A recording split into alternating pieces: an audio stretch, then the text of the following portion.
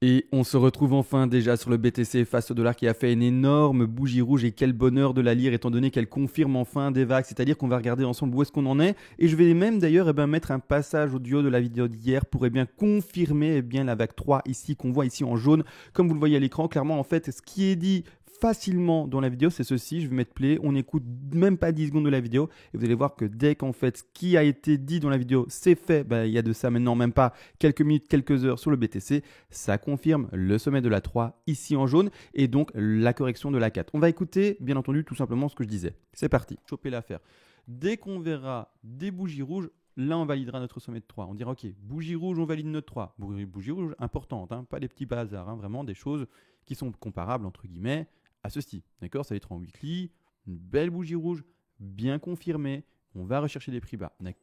Donc voilà, je ne vais pas aller plus loin dans la vidéo. Ceux qui veulent revoir la vidéo d'hier, bien vous regardez. Mais malgré tout, aujourd'hui, on va faire le suivi ensemble. On va regarder, mais du coup, comme dit, hein, dès qu'on a des grosses bougies rouges, on ne se casse pas la tête. On ne va pas retourner en quart d'heure, analyser ça ou en horaire, etc. Point. Ça valide les figures.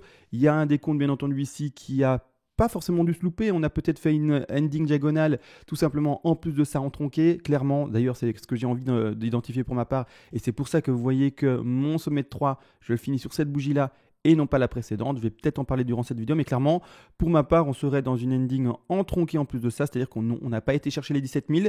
Je rappelle le risque management, hein, j'en mets vraiment, en fait, je mets le point là-dessus, c'est très important, c'est-à-dire que comme dit, c'était la dernière vague haussière à attendre pour retrouver le retracement de la 4 tout simplement, et donc retrouver des bougies rouges. Malgré tout, c'est pas du tout annonciateur de crash, et on va regarder ça dans cette vidéo. Malgré tout, j'allais oublier, mais en fait, je dois faire la petite intro, la petite signature, etc. Et également les remerciements, mais tout ça se fera après l'intro. Et bonjour à tous, aujourd'hui on se retrouve sur le BTC face au dollar comme dit avant d'être tout analysé, l'intro elle est faite et vous savez je dois remercier en fait les personnes qui soutiennent la chaîne et qui font des donations, je rappelle parce que c'est vrai que c'est pas évident quand on regarde les vidéos mais en fait ça me demande du temps d'investissement, c'est-à-dire en fait du temps personnel sur les graphiques, c'est-à-dire déjà là maintenant devant mon micro parler, hein, c'est déjà 20 à 40 minutes selon l'émission, en plus de ça par après il y a le montage vidéo tout simplement, également l'upload, c'est-à-dire mettre la vidéo sur YouTube, puis également créer la miniature et en plus de ça avant toutes ces étapes là, avant il y a le travail en amont, c'est-à-dire le décompte Elliott, etc. etc. Bref, le temps que je passe sur le graphique à faire l'analyse et également la pédagogie que j'essaye d'apporter. Toutes ces personnes qui disent oui, il apporte une plus-value, j'apprends des choses avec lui, etc. C'est vrai, il fait du bon boulot. J'ai envie de finalement l'aider parce qu'on ne va pas le cacher, le système économique dans lequel on vit, le temps, je pourrais le passer à faire autre chose. Bien entendu que quelqu'un qui est récompensé pour le temps qu'il finalement dépense, ou en tout cas qu'il partage, c'est quelqu'un qui va persévérer et durer. Ça fait déjà 3 ans qu'on est là ensemble et merci à toutes ces personnes qui soutiennent finalement bien tout le travail entre des guillemets, parce que oui, c'est du travail, hein, c'est pas facile tout cela, ça demande vraiment de la rigueur, etc. De me soutenir. Vous le savez, en plus de ça, les donations fonctionnent par palier, c'est-à-dire que vers les premiers paliers de donation, je vous envoie déjà en contrepartie, donc c'est-à-dire pour vous remercier de votre finalement aide que vous apportez, toutes les règles d'Elliott en français. Je rappelle également en 2 mots, j'ai écrit ce PDF de manière concise, c'est-à-dire une 30aine de pages, pour que vous ayez vraiment en fait l'essentiel des règles et non pas des phrases, c'est-à-dire de la dentelle, des froufrous et des choses pour faire le malin, le scientifique, le mathématicien, le statisticien. Non, pas du tout. C'est vraiment, on va à l'essentiel, on explique toutes les règles de manière simple pour que tout le monde puisse le comprendre et également l'appliquer le plus rapidement possible, que ça soit d'ailleurs sur les crypto-monnaies ou le forex ou d'autres de façon, tout. Vous pouvez tout analyser. Tout ce qui est spéculatif, vous pouvez l'analyser. Mais malgré tout, c'est intéressant parce que ici, j'ai tout fait pour que ça soit rapide et en plus de ça, de façon, le PDF et également l'appui de tout ce que j'explique en vidéo. D'accord. Comme vous le savez, en vidéo, j'explique beaucoup de choses, mais tout n'est pas dit. Maintenant, quand vous avez l'appui d'un petit document écrit, c'est plus simple. Donc voilà, merci à toutes ces personnes qui font des donations, bien entendu. Et on part enfin maintenant, comme dit, dans le vif du sujet. Alors, comme maintenant, on a fini la 3, très grosse correction ici, comme on le voit tout simplement de la daily. En plus de ça, durant cette vidéo-ci, j'ai un peu du mal à parler. Je vais vous montrer pourquoi, clairement, c'est invalidé dans les autres décomptes, clairement, mais n'empêche, on part directement déjà dans les grands décomptes. Comme ça, on va quand même assez rapidement. Et puis, par après, en fin de vidéo, il n'y aura plus que les aficionados, entre guillemets, ceux qui veulent voir vraiment tous les détails qui resteront. Et je vais, au contraire, faire le contenu, entre guillemets, facile pour le début de vidéo. C'est-à-dire que là, maintenant, on valide, comme dit, dans la vidéo d'hier, dès qu'on a des bougies rouges importantes, le sommet de 3, d'accord, on ne se casse pas la tête. Les neurones, ne vous les cramez pas. N'allez pas en quart d'heure vérifier ou des choses comme ça. Vous pouvez, pour l'exercice, pour apprendre, etc. Mais si vous voulez juste faire du trading, etc., ne vous cassez pas non plus la tête et pas perdre entre guillemets du temps. Point. La 3, elle est validée là. D'accord? Elle est validée ici aux alentours des 15 000 et 16 000 $. C'est-à-dire que quand on prend notre FIBO, l'objectif de 3, je rappelle, hein, théorique, c'est au moins d'aller chercher les 61,8. Les 61, qu'est-ce que je dis? Les 161,8% de Fibonacci. On va mettre notre Fibo ensemble. Hein, d'accord? Je le positionne à la racine de la vague jaune. Je le positionne au sommet de ma vague jaune, ici de 1. Je vais en bas de 2 et on va regarder finalement l'objectif qu'on a été chercher. On a été chercher l'objectif très propre des 161,8. Donc là, on est bon. On valide la 3. Si on avait été en dessous, si le pump, entre guillemets, s'était arrêté en dessous des 161,8, on ne serait pas dans une 3. Ou en tout cas, on serait dans une 3 avec une statistique beaucoup plus faible. Et là, on se serait posé des questions. Mais qu'est-ce qui se passe, etc. Là, non. On est à 161,8, on est dans ces objectifs minimum normalement pour une 3. C'est bon, c'est une 3. Une grosse bougie rouge, c'est bon, on commence une nouvelle 4 en jaune. C'est-à-dire que c'est parti, on va regarder les objectifs de la 4. Tout simplement également, du coup, la bougie rouge, est-ce qu'elle est déjà finie peut-être? Elle a été chercher combien maintenant? On regarde ça ensemble. Elle a été chercher les 14 414 $. Est-ce qu'elle est terminée? On va regarder ça. C'est-à-dire que premièrement, on regarde comment s'est développée la 2. La 2 s'est développée de mémoire assez forte, je pense. Alors, elle a dépassé légèrement les 61,8, donc oui, on peut considérer cette 2-là comme forte, c'est-à-dire qu'on va considérer la 4 maintenant, tout simplement, vous savez, comme faible. C'est-à-dire que quand on a une forte 2, on doit privilégier statistiquement une faible 4, et quand on a une faible 2, on doit privilégier une forte 4. Et également, quand on a une 2 tout à fait normale, c'est-à-dire régulière, classique, on aura du coup également une 4 tout à fait classique. C'est-à-dire que ici, comment on va l'interpréter? Étant donné qu'on a une forte 2, vous le savez, on fait le contraire pour la 4. On a une faible 2. Oh là là. Une forte 2, une faible 4. C'est-à-dire qu'on va prendre notre Fibo, rien de complexe, on va au sommet. Je sais que j'ai mis moi à tronquer ici, d'accord? Maintenant, après, c'est chipoter. Est-ce que mon décompte est extrêmement bon? Oui, non, par rapport au time frame plus petit, etc. Donc, je vais quand même déposer mon Fibo par rapport en fait au sommet, d'accord? Donc, vraiment pour être net, je vais prendre ma 3 en jaune si j'y arrive. Comme d'hab, ça sera la dernière et je vais la poser au sommet, d'accord? J'ai pour moi un petit décompte qui m'indiquerait qu'on serait en tronqué, mais c'est pas trop grave non plus parce que du coup on va jouer sur quelques dollars de retracement. C'est pas ça non plus qui va changer grand chose. Mais n'empêche, voilà, comme ça on est net et je vais quand même faire le travail par rapport au réel sommet qui a été fait sur les prix de Bitfinex à 15 878 $. Maintenant, comme dit, on va chercher les objectifs faibles 23,6, 38,2. On va pas chercher les 50, d'accord? On va pas chercher si bas. C'est-à-dire qu'on regarde les objectifs 23,6, 38,2, ça ce sont les zones d'achat, d'accord, pour ouvrir des langues. C'est-à-dire que dans cette position-là, ouverture de langue potentielle, on y est. Beau petit rejet pour le moment en daily, attention, ça ne confirme pas que c'est maintenant le plus bas. Hein. C'est un trade, donc on met un risque management, d'accord? On met encore une fois son stop loss, etc.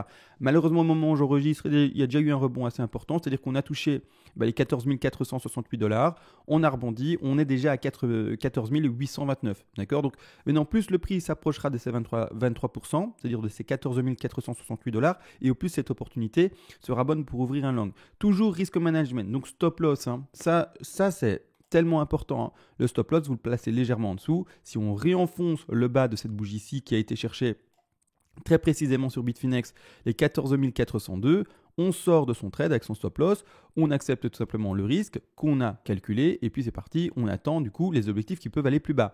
Les objectifs plus bas sont les 38,2, d'accord? C'est-à-dire ici l'intervalle qu'on retrouve ici au 38,2, donc c'est-à-dire les alentours des prix des 13 600 $. Et puis par après, normalement, c'est fini. Normalement, on ne devrait pas aller plus bas. Donc, c'est-à-dire 2 zones pour ouvrir un long. La première ici qui a déjà été touchée actuellement. Et puis par après, également ici, vous voyez bien les 38,2. Là, maintenant, du coup, ce qui m'indique, et ce qui est plutôt pas mal, c'est que déjà, il y a un petit rebond. Mais encore maintenant, ça vient de se produire. Donc, il ne faut pas non plus se précipiter et aller trop vite dans les choses. Mais pour les personnes qui ont déjà fait un long, c'est tout à fait pertinent. Vous pouvez déjà vous dire, voilà, j'ai posé mon bac 4 ici. Et c'est parti, on est déjà nouveau haussier. D'accord? C'est fou de se dire ça. Mais je vous rappelle une chose, c'est que quand en fait, regardez, on est dans un marché boule. Alors pas ça, hein, ça c'est boule, mais c'est boule momentané, ça a craché comme jamais après. Mais en fait, quand on est boule réellement, d'accord, je reprends du coup les dates de 2015, 2016, 2017. À chaque fois qu'il y a des bougies rouges, c'est vrai que ça descend de manière très fulgurante, brum, mais après ça reprend. Vous voyez, ça reprend. Et donc, les chutes sont fulgurantes, mais en un temps assez court. Et puis après, les hausses, elles se confirment plus longtemps. D'accord? Vroom, on descend assez rapidement. Et puis après, la hausse, elle se confirme plus longtemps. Donc ici également, regardez bien. Hein? Broum, ça c'est, en fait, je me fais rire avec mes brooms là, ça ressemble à rien. Bref, vous moquez pas de moi de ça non plus. Mais ici, clairement, ça fait 1, 2, 3 jours de bougie rouge. Et puis par après, on reprend tout d'un coup. D'accord? Ici, c'est vrai, tendance un peu plus forte qui dure quand même... plusieurs jours, plusieurs semaines, mais autrement, on peut vérifier que les tendances baissières dans un marché boule se font rapidement et puis après se font également du coup rapidement rattraper. D'accord? Ici on voit également l'expression boum et puis après on rattrape. C'est-à-dire que clairement en fait là maintenant, on peut se dire bah oui, on a eu des belles bougies rouges maintenant, mais si on est bel et bien dans un marché boule parce que pour ma part, je suis passé boule. Depuis qu'on a cassé les 12 500, mon plan, il est boule. C'est-à-dire qu'on va vers les 120 000 $. D'accord? En tout cas, jusqu'à preuve du contraire, je suis boule. Mais ici, c'est-à-dire que là, je ne vois que des opportunités pour ouvrir des longs. Non pas des shorts, parce que, je vous le dis, je suis la tendance globale, moi. En tout cas, j'essaye de suivre la tendance globale. D'accord? Pour mes trades en swing qui, eux, s'étalent sur souvent plusieurs semaines. Donc ici, je vais plutôt essayer d'ouvrir des longs, voir le risque, bien entendu. Alors, le risque, il est de combien? Imaginons, on est à 14 851, on appuie sur le bouton pour ouvrir son trade haussier. Il est quelle exposition, etc. On va regarder déjà l'exposition si elle est bonne, si elle est faible ou grande, bref, si elle est bonne. Alors, l'exposition, stop loss replacé au bas de la mèche actuelle, aux 14 402 $. On a une exposition de 3%, donc vraiment pour être précis, 2,98. Bonne exposition. C'est pas une exposition de 6, de 10% ou quoi, c'est une bonne exposition. 3%, c'est propre. N'oubliez pas de toute manière que l'exposition, entre guillemets, soit courte ou qu'elle soit grande, d'accord, la perte potentielle vis-à-vis du risque management doit être la même dans les deux cas de figure, d'accord. Que vous mettiez votre stop finalement là ou là, la perte dans ces deux trades sera la même. C'est-à-dire que si vous avez prévu de perdre 10 $, imaginons un chiffre au hasard, eh bien ça sera 10 $ perdus là, avec une exposition de 7, ou également une exposition de 3. Pourquoi? Vous allez juste modifier le capital sur ce trade-là. Et ces 10 $ seront correspondants par rapport au capital joué. D'accord? Attention, toujours garder une perte qui est calculée et prévue fixe, d'accord? C'est-à-dire un pourcentage de votre capital de trading que vous allez trouver fixe. Ça, c'est le risque que vous pouvez en tout cas accepter. Et par rapport à ce risque et donc cette somme que vous pouvez accepter, regardez l'exposition. Et puis par après, une fois que vous avez vu l'exposition qui est de 2, 3%, 4, 5, 6, 7, vous allez calculer quel capital vous pouvez jouer pour, si jamais le trade se passe mal, va chercher votre stop loss, perdre seulement et uniquement ces 10 $ de calculer. D'accord? Ça, c'est important. Donc, ça ne va rien changer finalement, que vous ouvriez là ou là. Ce qui va changer du coup, c'est le capital dessus. Et plus l'exposition est petite, c'est-à-dire plus en fait le risque est petit ici, entre guillemets. C'est-à-dire moi ici, je vous dis qu'on est à presque 3%, donc à 2,98. C'est-à-dire que plus la zone rouge est petite, plus vous allez pouvoir mettre du capital dessus pour avoir la même perte, d'accord? Plus, eh bien, cette zone rouge est grande et au moins, finalement, ce capital pourrait être mis dessus de manière importante. Et c'est-à-dire que également, ça va changer quoi? Ça va changer le ratio, ça va également, du coup, changer le bénéfice potentiel. Plus, finalement, l'exposition est petite, plus vous pouvez mettre d'argent sur le trade. Et en plus de ça, ce trade, du coup, sera plus bénéficiaire pour vous et donc vous rapportera potentiellement beaucoup plus d'argent. C'est ça qu'on essaye de voir. Avoir toujours l'exposition la plus petite, d'accord? C'est toujours le mieux. Maintenant, l'objectif, c'est toujours d'avoir la même perte. En tout cas, ce que j'explique là, c'est le style de risk management le plus simple. D'accord? C'est vraiment le plus simple. Il y a d'autres risk management. Maintenant, ils sont plus complexes et donc ils sont un peu plus complexes à mettre en place. Mais à vous de voir. Si vous en avez un autre, pas de souci. Mais là, ce que j'explique, c'est vraiment le risk management le plus simple. D'accord? Vraiment, vraiment, vraiment. D'accord? De manière, je n'ai pas été super précis. Il y a plus de choses à dire que ça. Mais voilà. En tout cas, je pense que la plupart des gens, si je me suis bien exprimé, eh bien, auront compris le message. Donc ici, clairement, une belle exposition. C'est-à-dire qu'on peut déjà jouer un beau trade là-dessus. Du coup, stop loss placé sous la mèche et maintenant, on va retrouver les objectifs haussiers.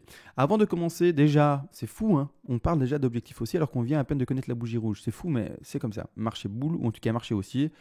Et voilà, des opportunités de langue. C'est-à-dire que grossièrement, on va retrouver des TP, mais je veux juste préciser avant d'ailleurs de faire ça, en fait, ne te perds pas CMA, ne te perds pas dans tes idées. La 4 n'est pas forcément finie déjà maintenant, dans le sens où elle peut nous dessiner un triangle, elle peut nous dessiner une ABC en tronqué sur sa C, elle peut nous dessiner la même chose, une WXY, avec le terme en fait plus exact d'une échec sur la Y ou de la C d'une ABC, elle peut nous dessiner des flats, elle peut faire plein de choses. Elle peut nous dessiner un triangle, ça je pense que je l'ai dit. Mais entre guillemets, la consolidation ici, c'est pas forcément trouve une petite flèche, voilà un brush. C'est pas forcément to the moon directement, d'accord? Ça peut être une consolidation pendant plusieurs jours et hop, on remonte, d'accord? Ça peut être, comme dit, une consolidation. Malheureusement, on recrache. On va chercher la zone des 38,2, la deuxième zone d'achat, et puis là, on pump. Donc voilà, stop loss qui doit être tenu, d'accord? Deuxième zone d'achat un peu plus bas, d'accord? Au 38,2. Maintenant, on empêche, on est déjà propre là, on est vraiment déjà très propre. C'est-à-dire que clairement, on va déjà regarder ensemble, même sans avoir fini toute la 4. Vous avez compris, elle n'est pas finie. En tout cas, ça m'étonnerait qu'en une bougie, elle soit finie. D'accord? La 2, elle s'est développée en combien de temps? On va mettre ça. Elle s'est développée en Ah d'ailleurs, je vais prendre l'outil qui me permet de voir le temps. Hop, hop, en 22 jours, tout de même. Tout de même 22 jours. C'est-à-dire que, voilà, la 2 a quand même pris un certain temps pour se développer. Donc ici, il ne faut pas s'attendre à ce que forcément ça pump de folie, d'accord? Ça va être plus ou moins similaire à ceci, d'accord? C'est-à-dire qu'on peut s'attendre maintenant, malheureusement, à une stagnation du cours avant de pumper ou légèrement baisse et avant de pumper, durant, comme dit, un temps plutôt similaire, une semaine, 2 semaines, 3 semaines, en tout cas pas en une journée, d'accord? Et encore une semaine, je suis un peu court, on parle bel et bien de 22 jours, donc ici, clairement, on est plutôt sur du 3 semaines. Donc on tablerait pour vraiment être plus ou moins similaire sur du 2 semaines, 3 semaines, quelque chose comme ça. Mais en tout cas, encore une fois, je rappelle, le temps, c'est pas le travailler. Mais c'est vraiment pour avoir un ordre d'idée, d'accord? On essaie toujours d'avoir une certaine harmonie dans les vagues et d'avoir des phases de consolidation également qui sont harmonieuses, qui ont finalement la même intensité par rapport finalement à la vague dans laquelle elle se trouve. C'est-à-dire que ici, on doit voir l'escalier, on doit finalement voir cette phase de consolidation, on doit voir qu'il y a un appui, on doit voir que c'est une zone d'accumulation, et puis enfin qu'on pète à la hausse et qu'on a fait un nouvel étage. On monte par étage, d'accord? On monte par étage. C'est-à-dire que si je change de graphique, je retourne ici, clairement, il faut comprendre une chose, ce sont des étages, d'accord? Le premier étage, il est très simple, il est où? Alors, retire l'aimant, il est là, boum. Étage construit. Le deuxième étage, il est là. D'accord? Là, on va dessiner un troisième étage. D'accord? Et puis après, on va s'extraire de ceci vers le haut. On espère que ça ne fasse pas ça. Non, merci. S'il vous plaît. Qu'on fasse notre consolidation, qu'on s'extrait vers le haut. Et par après, on va dessiner de nouveau une phase de consolidation. D'accord? On va à nouveau par après s'extraire vers le haut. D'accord? Et en fait, là, on va construire à chaque fois, et bien vous l'aurez compris, des zones de consolidation et on monte par escalier. D'accord? Boum, boum. Et puis la même chose. Et là maintenant, ce qu'on voit, ce serait comme vous le voyez ici, une zone de consolidation, un étage, un escalier seulement à construire pour continuer à monter. Donc clairement, là maintenant, on est déjà dans des bonnes zones. C'est bizarre dit comme ça, parce que c'est super rapidement, mais c'est super rapide, mais d'achat, c'est-à-dire de trade haussier. Je rappelle, je parle aux traders. Les investisseurs, je ne vous parle pas là en ce moment. Vous n'avez pas de stop loss, vous n'avez pas de take profit partiel, vous n'avez pas, entre guillemets, ce risque management par rapport à l'exposition et au stop loss. Vous n'avez pas ces outils-là, d'accord? Les investisseurs, c'est une autre question. Je vais regarder si en fin de vidéo je vous parle. Il est assez tard, je vous le dis, il est 22h déjà pour moi. J'en parlerai sûrement demain. Aujourd'hui, je pense que je n'aurai pas le courage d'en parler, d'accord? Parce que je suis même un peu fatigué, comme ça vous êtes au courant de tout. Et voilà, et puis c'est le week-end. Il faut aussi que je prenne un peu de temps pour moi. Donc voilà, mais clairement pour moi, on est déjà dans une très bonne zone maintenant, dans la construction ici, comme dit, bien d'une 4 et d'un rebond. C'est-à-dire qu'on n'a pas vu les objectifs haussiers. Donc voilà, je vous ai expliqué, on peut consolider, etc. Bref, une petite phase de consolidation pendant plusieurs jours, plusieurs semaines, voire même plusieurs semaines, j'ai plutôt envie d'insister là-dessus. Si ça peut un peu directement, tant mieux, c'est-à-dire que c'est un trade qui va se dérouler rapidement, qui va te bénéficier rapidement, etc. Tant mieux, d'accord? Mais normalement, on va plutôt tabler sur un trade qui va durer plus longtemps. C'est-à-dire que, en partant du fait qu'on a déjà connu le bas au 14 000, je vois mal, au 14 404 $. D'accord? Je vais mettre mon Fibo. Voilà, excusez-moi. Je vais mettre mon Fibo et regarder tous les objectifs take profit partiel pour les personnes qui rentreraient dans ce trade-là. D'accord? Toujours du long. D'accord? Le short, vous pouvez le faire. Mais voilà, je ne vais pas en contre-tendance personnellement, vu les swing trades que en tout cas moi, je tiens. C'est-à-dire que je prends, j'utilise mes raccourcis pour une fois, je n'utilise jamais mes raccourcis, c'est fou. Pourtant, ils sont là. Ils sont là. Mes outils que j'utilise le plus souvent, je les ai mis là. Et pourtant, je les utilise pratiquement jamais en termes de raccourcis. Je vais en bas de 1, je vais en bas de 2, je revérifie que la 3 elle était bien cherchée, 761,8, c'est le cas, propre, nickel. On va regarder bien la correction, on va chercher les 23% de Fibonacci, c'est-à-dire le prix où on a été maintenant, c'est-à-dire aux alentours des 14 404 $. Et enfin, on met les take profit partiels qui vont être situés pour la 5. C'est-à-dire que, premièrement, on met un premier TP qui n'est pas un TP majeur. C'est le TP de sécurité. Celui-là, il sert à quoi? Il sert à couvrir les frais si vous avez du funding, c'est-à-dire du levier, etc. Et que c'est à votre tour de payer les frais. D'accord? Également, si jamais le cours ne fait pas du tout ce qu'on veut, qui pumpe légèrement, qui n'atteint jamais les TP majeurs qui seront donnés par après, eh bien, ce premier TP sera là pour dire, voilà, au moins tu auras engrangé un peu de bénéfices, même si ce n'est que 10% du trade ou 15 ou même que 5, tu auras fait un peu de bénéfice si tu as bien entendu eu l'occasion de monter ton stop loss dans le vert. bien entendu. Maintenant, ou également à ton point d'entrée. Mais autrement, l'objectif, c'est toujours de d'abord penser, quand on ouvre un trade, qu'est-ce que je peux faire pour perdre le moins d'argent, comment c'est-à-dire couvrir la perte potentielle. Une fois que j'ai fait tout ce qu'il faut pour couvrir cette perte potentielle, ça y est, c'est bon, je ne peux plus perdre d'argent. Là, ça y est, je peux commencer à mettre mes doigts de pied en éventail et me dire, ben voilà, waouh, combien est-ce que je peux gagner, etc. et commencer à fantasmer. Mais avant, le trade, c'est le risk management et comme j'aime bien dire, c'est pas le bénéfice management. Avant, on gère son risque, on gère sa perte. Et puis après, une fois que tout a été mis en place pour gérer son risque, c'est-à-dire gérer sa perte, ok, là on commence à se détendre et on se dit, ben voilà, cool, le trade se passe bien, je ne peux plus perdre d'argent. Combien est-ce que je vais gagner maintenant? Ah super, ça s'engrange, c'est vert, super, ça monte, waouh, waouh, waouh, ça continue à monter, je prends mes TP, c'est terrible. Ça, ok, ça c'est un trade bien tenu, c'est en tout cas une psychologie et même pas une psychologie, mais une méthodologie qu'il faut avoir. Maintenant, c'est-à-dire le TP de sécu, par rapport à cela, vous pouvez le placer. D'accord. Alors, soit vous le mettez assez tôt, c'est-à-dire dans ce trade-là, hein, au 38,2, mais c'est assez tôt. Hein. C'est vraiment tôt. Hein. 38,2, c'est vraiment tôt. C'est-à-dire à 15 797 $. C'est tôt. Si ça ne se passe pas comme ça, vous faites sortir du trade, hein, vous comprenez. Hein. Ça, c'est dans le cas où ça monte bel et bien. D'accord. Si ça ne monte pas, on descend, risque management, stop loss placé, on est sorti du trade. On n'en parle plus de ça. D'accord. Ça, c'est un plan de trade. Boum, on sort, on a pris ces 2, quelques pourcents de perte par rapport au capital mis sur ce trade, mais donc c'est-à-dire qu'on a perdu la somme, par exemple, des 10 $ qu'on avait dit prévu. C'est fini. Boum, on perd nos 10 $, c'est terminé. D'accord. C'est un exemple, hein, 10 $. Il y a des gens qui jouent avec des millions, il y a des gens qui jouent avec encore moins. Voilà, hein, encore une fois, c'est un exemple. Mais voilà, il faut comprendre que là, ce que je montre, c'est dans le cas où, ok, on a trouvé le plus bas et c'est même que ça pump. C'est-à-dire que premier TP à placer, soit en double top, finalement, comme dit au 38, c'est-à-dire à 15 785, soit pour être un peu plus agressif, entre guillemets, on le place ici à 61,8, d'accord. Malgré tout, ces deux TP-là, même en plus de là, vous pouvez, si vous voulez, vous dire, ben voilà, mon premier TP de sécu, je vais prendre 15%, mais par exemple, vous dites, ben voilà, du coup, qu'est-ce qui m'interdit, ou qu'est-ce qui m'empêche de mettre deux TP de sécu?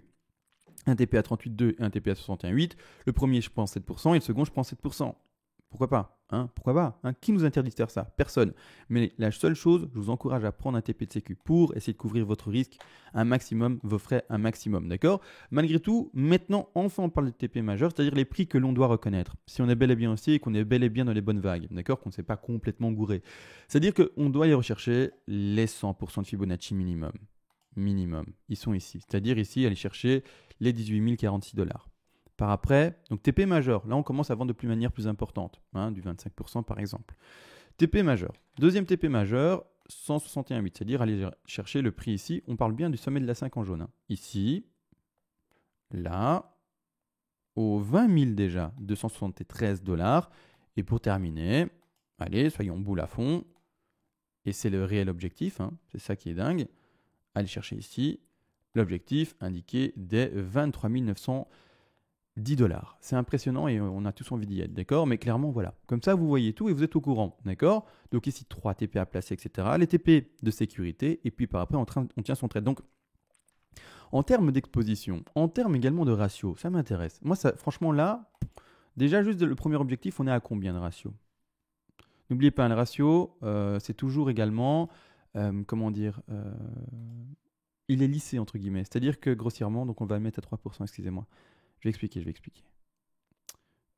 Voilà, 2,92 c'est bien, c'est plutôt proche de la réalité, ou en tout cas de ce qu'on avait trouvé comme plus bas. Hop, j'agrandis ça, comme ça on lit bien les chiffres. Le ratio est tout de même déjà, par rapport au seul TP majeur pour ce trade, de 8,61, d'accord? Malgré tout, on n'oublie pas une chose. Par exemple, regardez, si je mets l'exposition, et donc c'est-à-dire le ratio potentiel maximum bénéficiaire jusqu'au 23 000, objectif 23 848, le ratio explose à 22. Je rappelle, le ratio ici de ce trade réel n'est pas de 22. Il est de 22 seulement si vous achetez maintenant, vous faites votre trade, d'accord, c'était là, pardon, ici, vous achetez maintenant, vous faites votre trade et vous revendez uniquement et seulement à 100% quand vous arrivez dans celui-ci. C'est-à-dire ici, ça a légèrement changé en fait, 19, excusez-moi, j'avais placé mon outil ici, mais bref, ça ne change pas grand-chose. Mais c'est-à-dire que le ratio ne sera pas de 19 réellement, pardon. Hein, d'accord? Il sera lissé, étant donné que vous allez déjà prendre des TP de sécu, vous allez déjà sortir un peu de position, vous allez sortir ici dans ce premier TP à 17 000, 18 000, vous allez sortir dans ce deuxième TP, ça devait monter là également, et si ça doit même aller à 23 000, vous serez finalement avec encore un peu moins de capital, et vous sortirez encore avec un peu de pourcentage.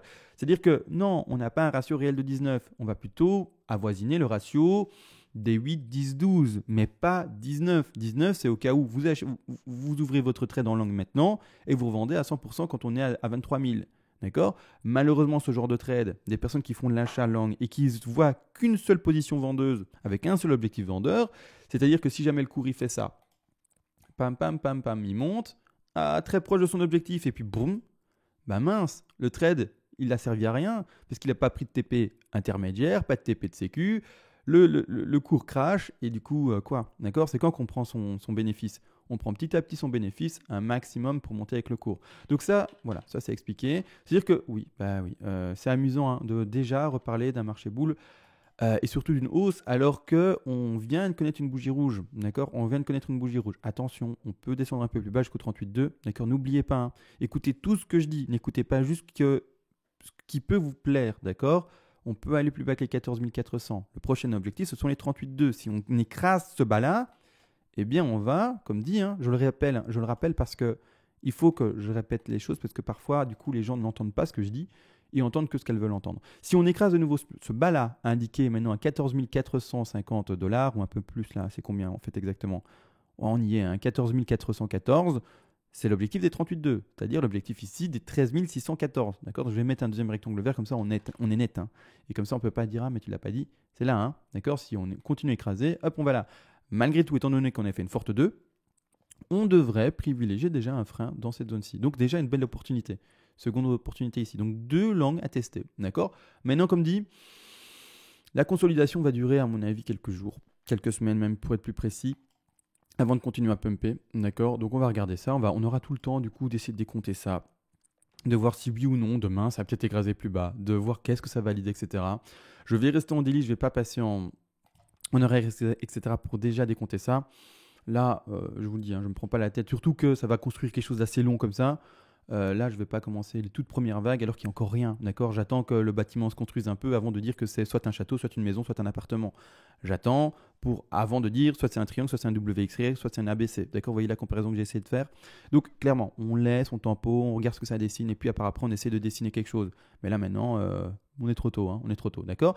C'est-à-dire que également, j'avais dit, on va quand même zoomer en 4 heures. Ici, le décompte que je vous ai montré hier, d'ailleurs c'est mal placé là, hop, je replace là, ce sont les oranges. 1, 2, 3, 4, 5. Passer en horaire même. 5. Pour moi, je vois ça en fait. Alors je sais pas vous, mais pour moi, je vois une 1, une 2, une 3, d'accord, en orange, elle est cachée là. Ça, à chaque fois, ça remet à tout à gauche. Hein. Quand on change de time frame, c'est ce que ça déplace tout. Mais en fait, je vois ça moi. Après, là, c'est se prendre la tête, hein, je vous le dis. Hein. C'est pour la fin de vidéo, hein. C'est pour les aficionados. Vous, qu'est-ce que vous avez vu? Qu'est-ce que moi j'ai vu? Qu'est-ce qui est potentiel, etc. Mais moi, j'ai l'impression de voir ça. Une 2, 3, une 4 qui va rechercher, c'est comme la 2 avait été, je ne sais plus, forte ou faible.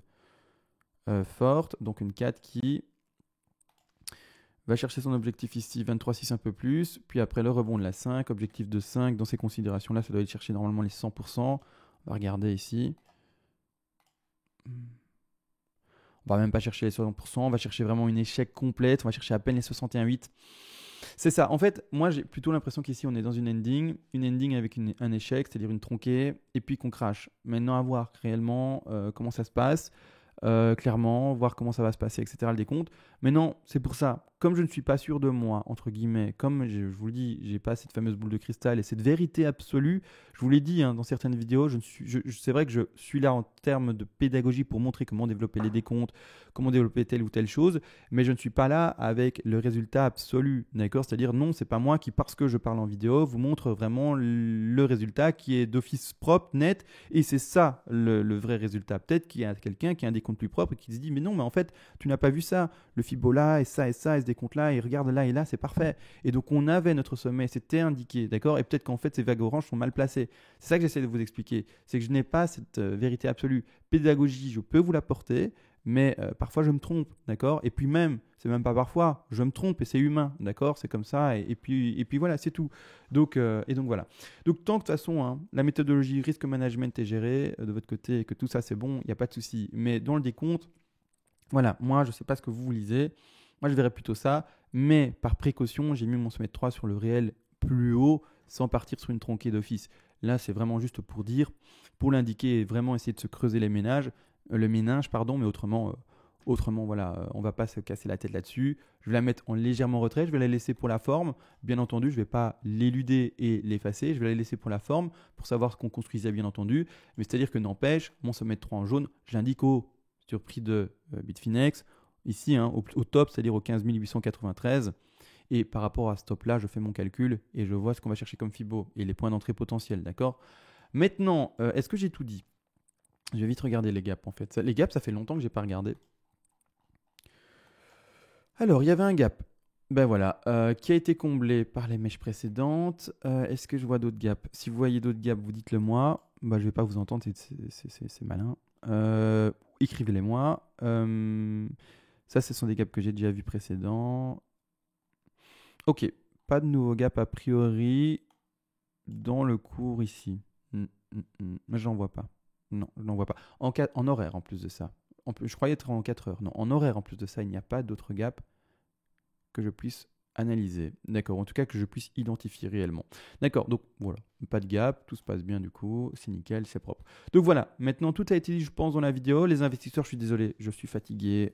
Je fais beaucoup l'effort dans beaucoup de vidéos, en fin de vidéo, de rappeler tous les profils. C'est-à-dire, quel profil vous correspond pour passer à l'achat, comment investir, quand revendre également, c'est-à-dire vous devez revendre par rapport à une date, par rapport à un ratio. Également, vous investissez avec une stratégie, mais selon également votre personnalité, pas votre personnalité, mais selon votre profil d'investisseur. Est-ce que vous avez déjà d'autres investissements? Est-ce que vous n'avez que le BTC d'investi, etc. Bref, tous ces profils-là, toutes ces explications, normalement je les fais en fin de vidéo. En tout cas, je fais l'effort. Mais aujourd'hui, je suis fatigué, je suis vraiment désolé. Je ferai l'effort probablement demain. J'essaierai de le faire demain parce que ça fait déjà 2-3 jours que je ne l'ai pas fait en fait, cet effort-là. Mais c'est fatigant à force de rappeler la même chose. Mais c'est le message le plus important, c'est la base. C'est pour ça que je fais cet effort-là, parce que j'ai conscience que les bases sont malheureusement trop peu expliquées, alors que les plans de trading, etc., ça on y va à foison, parce que c'est beaucoup de choses à dire. Et là c'est intéressant vraiment, mais l'investissement c'est le plus simple, mais c'est le message le plus important. C'est le B.A.-ba, quoi. C'est vraiment comme apprendre à lire. Si on ne vous explique pas ce que le A, B, C, D, E, ce sont les fameuses lettres, on ne va pas aller loin, d'accord? Pour lire en tout cas, c'est la même chose. Pour l'investissement, c'est la même chose. Il faut vous rappeler les bases pour que vous puissiez le faire de manière correcte. Malgré tout, tout est dit. Ça y est. Maintenant, vraiment avec curiosité, j'ai envie de voir comment ça va se passer. Est-ce qu'on va déjà consolider maintenant? Ou est-ce que la volatilité va rester assez forte et continuer à descendre pour aller rechercher les objectifs plus bas? Je suis très curieux de voir ça. Sur ce, on va se laisser. Je vous souhaite à tous une bonne nuit et à demain.